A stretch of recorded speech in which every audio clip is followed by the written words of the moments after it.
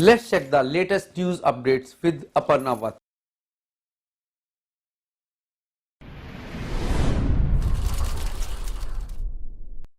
Namaskar and welcome to the English Bulletin of Friends World TV. I'm APARNA VATS. Here are the headlines today. Nirmala Sitharaman says policy changes public participation to help India become a $5 trillion economy. Focus on maritime strategy. Government hikes allocation to island neighbors. Scholars say Philistine genes help solve biblical mystery. Coal billionaire Klein killed in helicopter crash. TV is over the moon with specials recounting 1969 landing. Wimbledon 2019, Nick Kyrgios serves up the talking points in his clash against Rafael Nadal.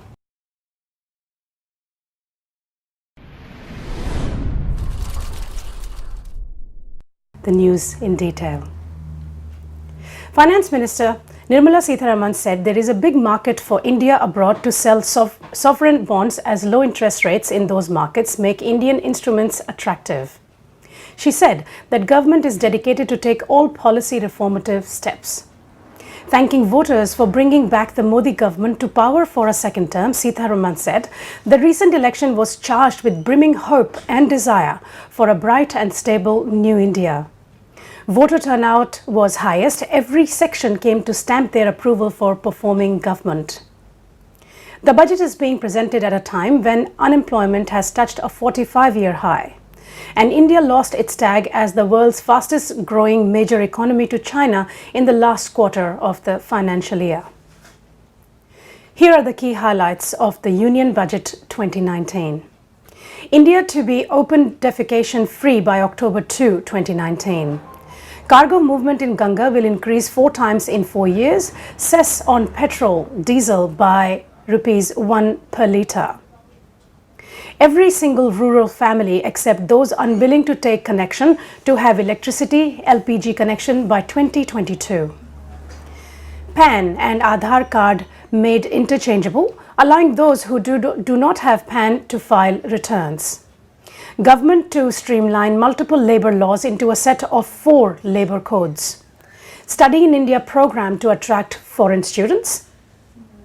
1 woman in every SHG to get loan up to ₹1 lakh under Mudra Yojana. RBI to get regulation authority of housing finance sector. Customs duty on certain parts of electric vehicles removed. Funds raised by startups will not require any scrutiny by the tax department. Government to build 17 iconic sites to encourage arrival of tourists in India. Pradhan Mantri Gram Sadak Yojana Phase 3 to upgrade 1,25,000 kilometers of road length over the next 5 years. Package for power sector tariff and structural reforms to be unveiled soon. 1.95 crore houses to be constructed under Pradhan Mantri Awas Yojana from financial year 20 to 2022. NRI portfolio route to be merged with FPI for seamless investment in stock markets. Government to liberalize FDI in aviation, media, animation and insurance intermediaries. 10,000 new farmer producer organizations to be set up. 100 new clusters to be set up in 2019-2020 to enable 50,000 artisans to come into economic value chain. Proposal to expand Swachh Bharat mission to undertake sustainable solid waste management in every village. 5% customs duty imposed on imported books.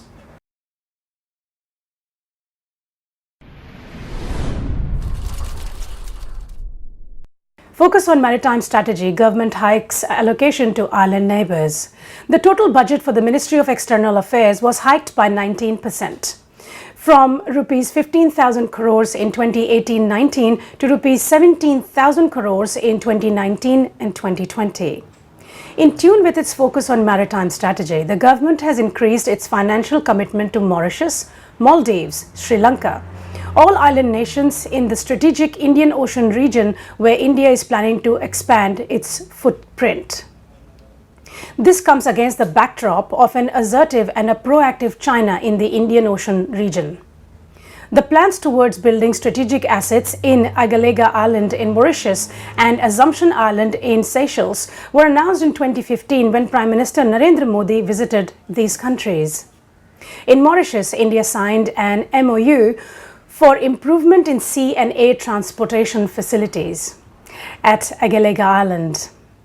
This pact provides for setting up and upgradation of infrastructure for improving sea and air connectivity at the outer island of Mauritius, which will go a long way in the condition of the inhabitants of this remote island. These facilities will enhance the capabilities of the Mauritian defense forces in safeguarding their interests in the outer island, a note on the MOU said. Island development is an internationally accepted euphemism for developing strategic assets. US and China are known to be developing infrastructure in islands all over the world. The government increased its commitment to Mauritius from rupees 350 crores last year to rupees 1,000 crores. Mauritius PM Pravind Jagannath visited India twice this year. For Maldives, the allocation has increased from rupees 125 crores last year to rupees 576 crores. The country has seen a friendly dispensation with President Ibrahim Mohammed Solih in power after the defeat of Abdullah Yameen. During Yameen's regime, Chinese influence had increased substantially, and now India is trying to develop several projects there. For Sri Lanka, which goes to elections later this year, the government has increased its allocation from rupees 150 crores to rupees 250 crores. A significant increase as Delhi is working on several infrastructure and development projects.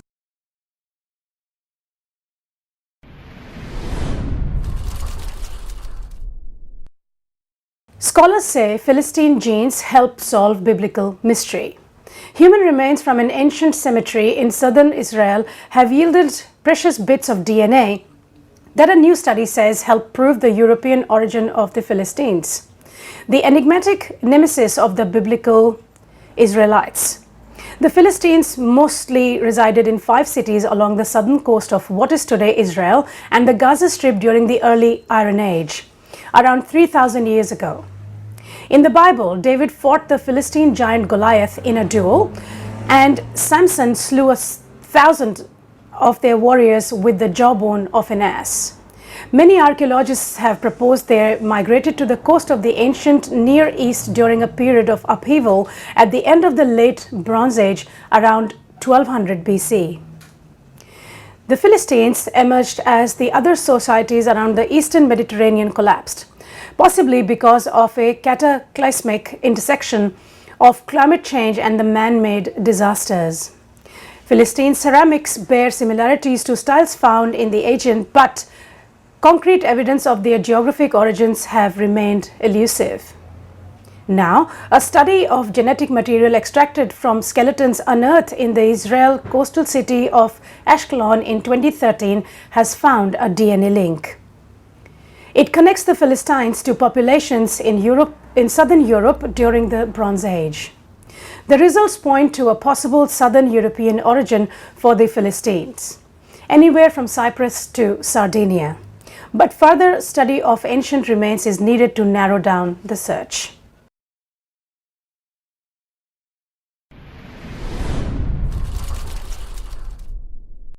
Charleston, West Virginia. Coal tycoon Chris Klein, who worked his way out of West Virginia's underground mines to amass a fortune and become a major Republican donor, has died in a helicopter crash outside a string of islands he owned in the Bahamas. Klein and his 22-year-old daughter Cameron were on board the aircraft with 5 others when it went down. Thursday, a spokesman for his attorney Brian Glasser said on Friday. The death of the 60-year-old magnate led to eulogies from industry leaders, government officials, and academics, who described Klein as a visionary who was generous with his $1.8 billion fortune. He was a very far-sighted entrepreneur, said Bill Rainey, president of the West Virginia Coal Association. Chris was just one of those folks who had the Midas touch. Rainey said Klein began toiling in the mines of southern West Virginia at a young age, rising through the ranks of his father's company quickly with a reserved demeanor and savvy business moves. He formed his own energy development business, the Klein Group, which grew into one of the country's top coal producers. Klein, in his Forbes profile, defended coal and waved off some of the scientific evidence of climate change when he wasn't posing for photos in front of pyramids of the black coal. People deserve the cheapest energy they can get, he said. Tell the poor in India and China that they don't deserve to have reliable, affordable electricity. And to that effect, he also spoke about solar panels, wind turbines, and Tesla batteries on Big Grand K, saying, where it makes sense, I'm absolutely for it.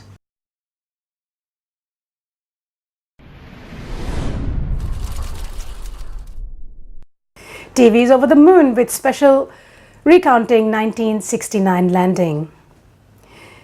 The 1969 moon landing turned an achievement seen only in the imagination and sci-fi movies, I beg your pardon, in sci-fi movies into a most improbable television event. A live broadcast starring Neil Armstrong and a desolate landscape. The astounding images from more than 200,000 miles away mesmerized viewers, a feat TV hopes to replicate leading up to the Apollo 11 mission's 50th anniversary on July 20th. There's a galaxy of programs about the science, the people, and the sheer wonder of the voyage, including documentaries with footage and audio not made public before, and of course, modern special effects to make it all the more vivid. Some highlights going on television are Apollo, missions to the moon, the day we walked on the moon, American experience chasing the moon, from the Earth to the moon, 8 days to the moon and back, and many, many others. Perfect use of the school holidays, children.